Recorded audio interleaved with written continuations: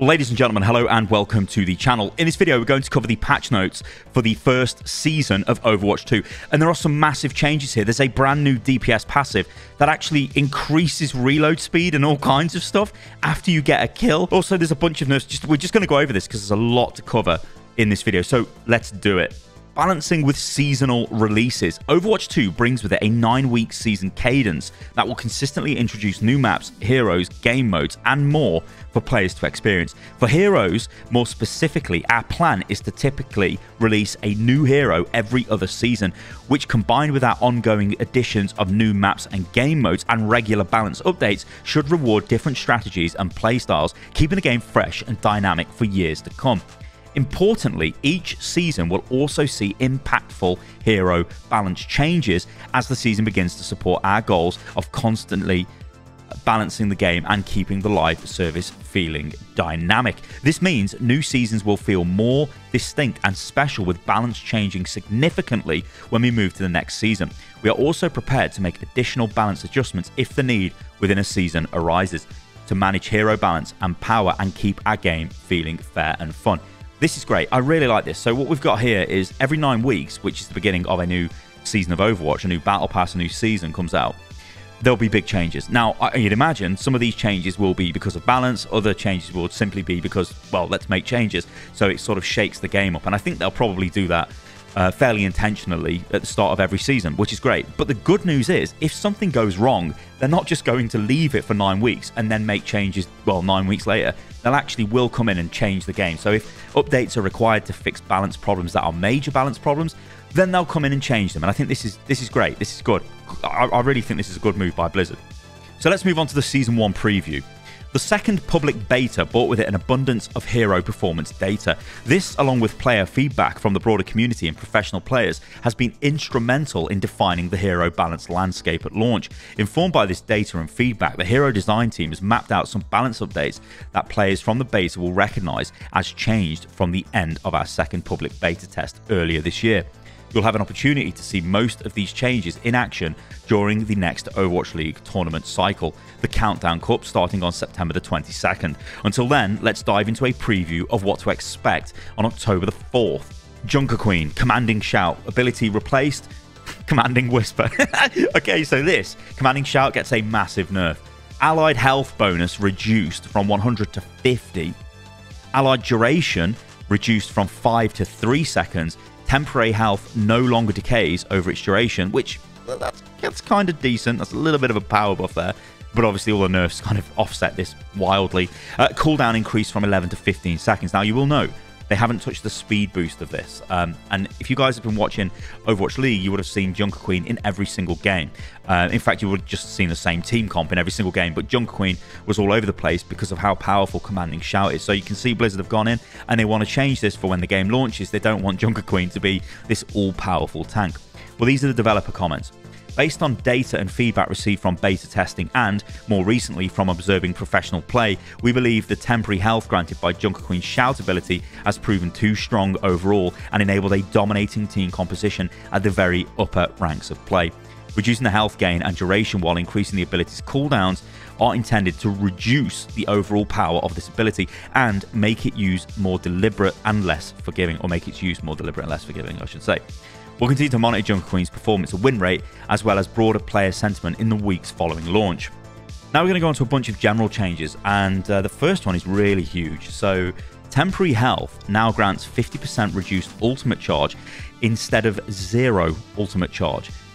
Temporary health not giving ultimate charge added a lot of hidden strength to its effect, reducing consequences for riskier decisions and playstyles. This is particularly effective in instances where you can grant temporary health to other players. For the players doling out the damage, doing significant damage but gaining no ultimate charge can be particularly frustrating and unrewarding. With this change, our goal is to preserve some of the advantages granted by temporary health, while also adding a reward for players who contribute to their teams through damage dealt. So what about the new DPS role passive? Well, this is it. New passive. Eliminations grant 25% increased reload and movement speed for 2.5 seconds. Does not stack with itself, but will refresh the duration. All heroes now refund up to 30% ultimate power on hero swap. Right, okay. So before I read the dev comments off on this, I just want to react to this straight away, because originally when I read this, I was like, oh, cool, there's a new damage roll passive.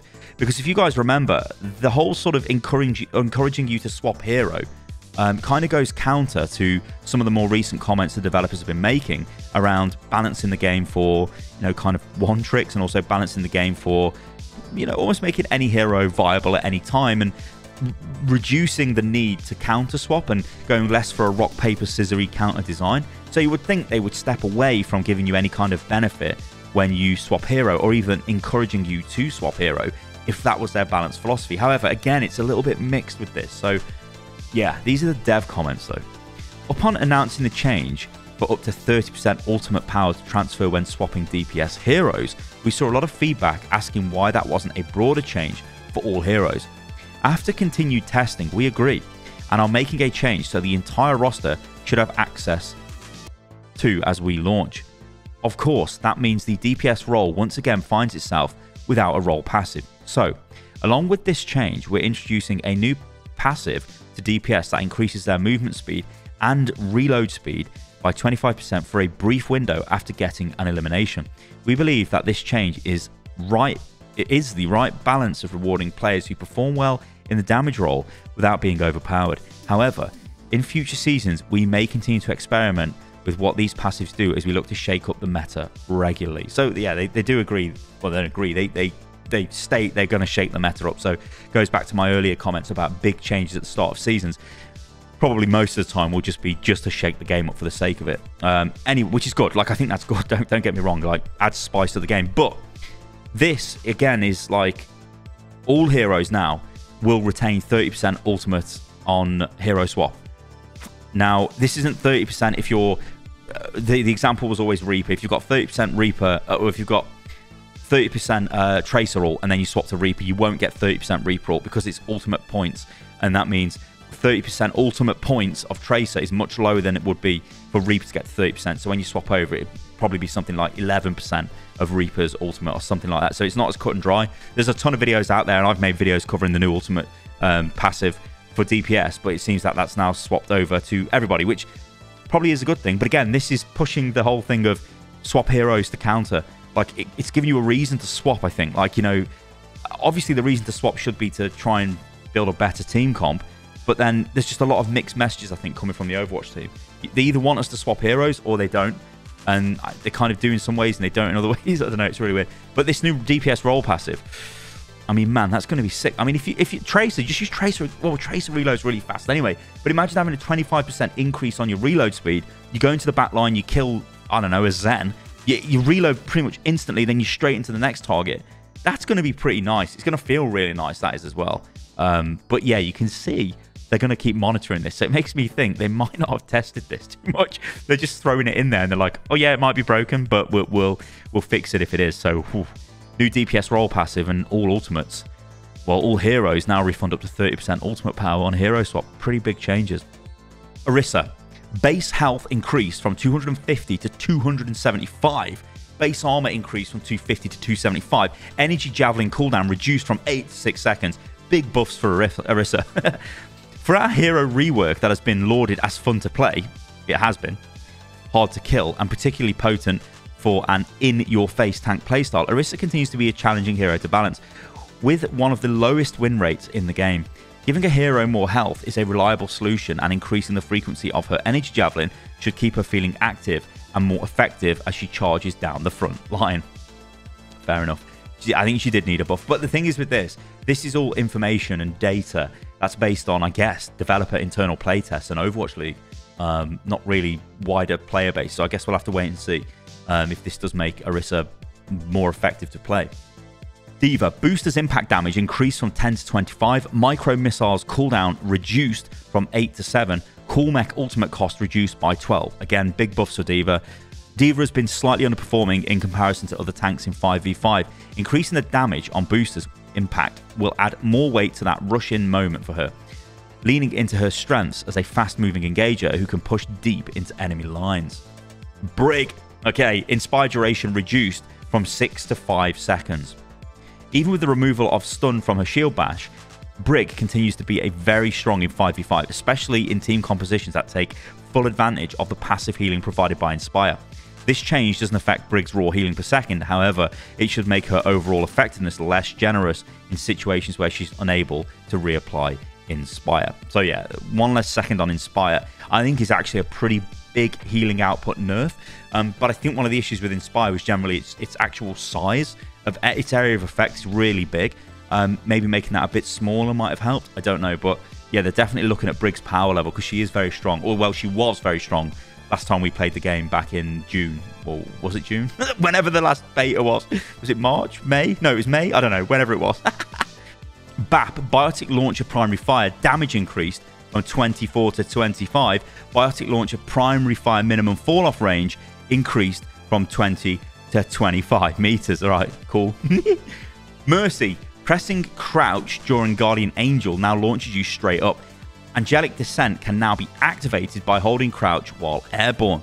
Mercy's beta change, allowing for her Guardian Angel to cancel and boost where she's looking, added a substantial amount of flexibility to her movement. However, boosting upwards was difficult for many players, given that they needed to quickly look up before activating and then look down again to survey the battlefield. To address this, the crouch input will now launch you straight up in the air, regardless of her facing direction. In addition, crouch will also activate Angelic Descent while in the air, similar to jump. This adds a much needed quality of life improvement when performing the vertical boost with crouch. Cool. Bastion. Ironclad passive is enabled again. 20% damage reduction while transformed. Since introducing newly upgraded Bastion, we've tracked a general sentiment about his new kit being a bit too potent, particularly when in Sentry form. To address this previous concern, we removed the Ironclad passive with the goal of reining in that perceived power. Now that we've had more time, game data to evaluate, we believe that returning the Ironclad passive will not push him over the edge. Reaper, Hellfire, Shotguns, spread reduced from 8 to 7. Sojourn, Railgun energy gain from non-player targets and barriers, turrets, etc. reduced by 50%. It's a big nerf. Now, Sojourn, like when you look at these changes we've just gone through, so Brig, Junker Queen, and Sojourn were pretty much super duper meta in the Overwatch League. Sojourn would just charge off anything, any damage, any barrier damage, and then just drill somebody in the back line with a fully charged railgun and probably kill them because it was a pro player with cracked aim.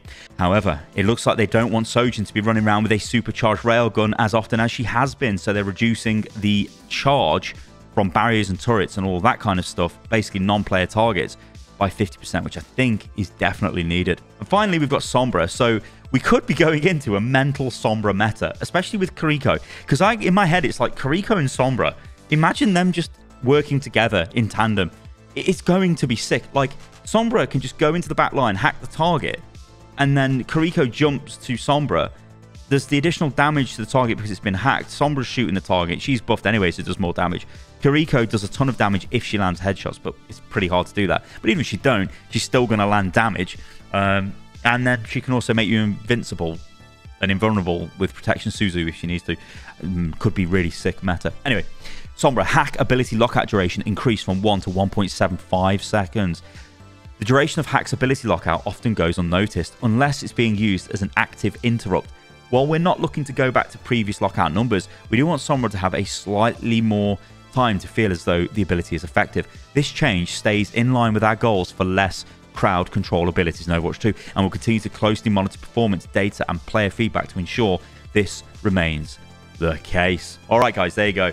Bit of a chunky video, a lot of information in this though. I think some really interesting changes. Obviously the new DPS passive, very interesting. The fact that everyone retains ult charge, super interesting. On hero swap, the Sombra buff is going to be something to see with Kiriko. I think she's going to be like mega powerful.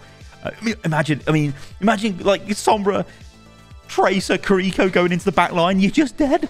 Of course, it means you don't really have a front line because like everyone's in the back line of the enemy team. I don't know. I just think Kiriko is going to be so good because she can teleport around, and that is so powerful because she's not going to be able to be dove upon because she can just teleport away. And if she sees someone in danger, in theory, she can teleport to them. Okay, she might. There'll be a lot of Kiriko feeding, and I'll be doing a lot of this, but teleporting into the fight and dying. But she can teleport in, throw down Protection Suzu, that brief invulnerability and removing negative effects, and then start healing, and then maybe a teleport comes back up in a few more seconds and you can get out of there.